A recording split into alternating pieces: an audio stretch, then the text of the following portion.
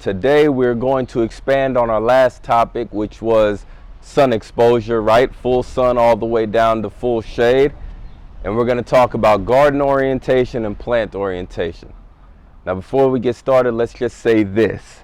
Proper garden orientation helps you achieve the best results from your garden.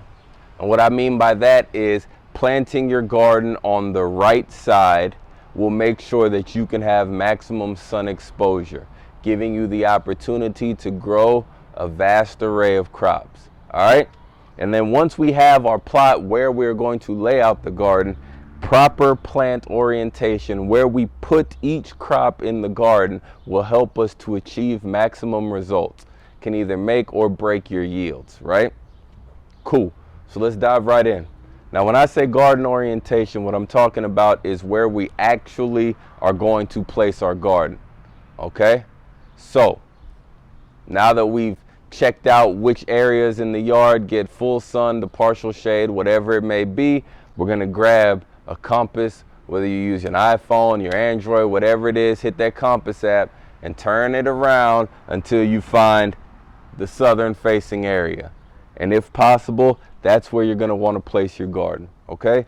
Southern facing gardens receive maximum light exposure, maximum sun exposure. Remember, the sun travels from east to west. So a southern facing garden has the capability of receiving more sun than any other garden facing any other direction, all right? Cool, okay?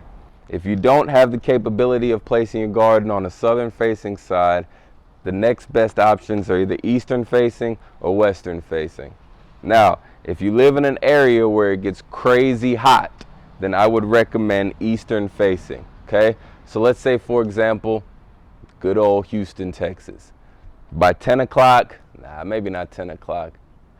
By 12 o'clock, 1 o'clock, it's 100 plus degrees outside already, right? Like, what is it right now? Right now it's 90 and it's early in the morning, all right? So an eastern facing garden is going to receive morning sun. So that means that whatever I have planted in the garden is going to be receiving the sun while the temperatures are at their lowest. Okay? And that can help with issues like heat stress or any sort of problems that could arise. Right? So eastern facing gardens are going to receive sun early in the morning up until the early afternoon. And then they'll receive filtered sun later on in the day. Okay? Now, western facing is just the opposite of eastern facing. Instead of morning sun, you're going to get that filtered sun in the morning, and then you'll get the afternoon sun, and then you'll get all the way into the evening sun. So, depending on how your house is set up or wherever you live, you may not have a choice on this southern, eastern, western facing, so you just have to take what you can get. But once you learn about the garden orientations, then you can learn which crops will thrive wherever you are. All right? So if you're not able to have southern, eastern, or western facing, then all you're left with is northern facing gardens. Now, these can work if they do not have any sort of obstructions around them. But if you have houses, trees, shrubs, anything like that, with a northern facing garden, you run the risk of the garden ended up being extremely shaded.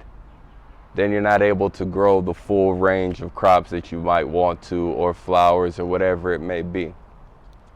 Now, the same garden orientation, it applies to how we lay out the rows, or how we lay out our beds, or how we lay out our containers, right? What we want to do is run our rows, containers, beds north to south.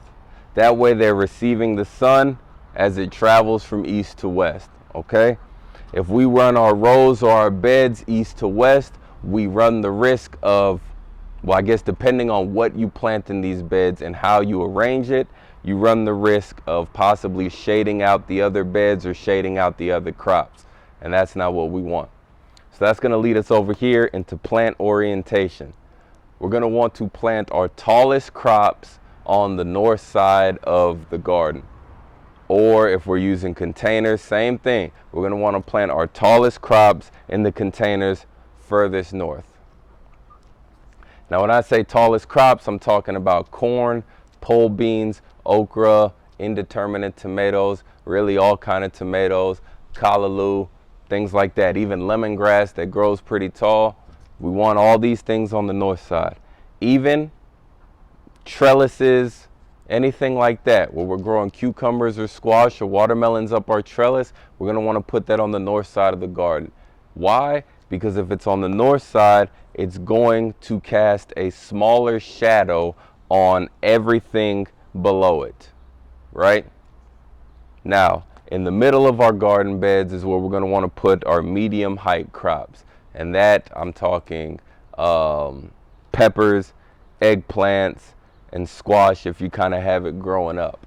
You're going to want to put that in the middle of the garden bed, okay?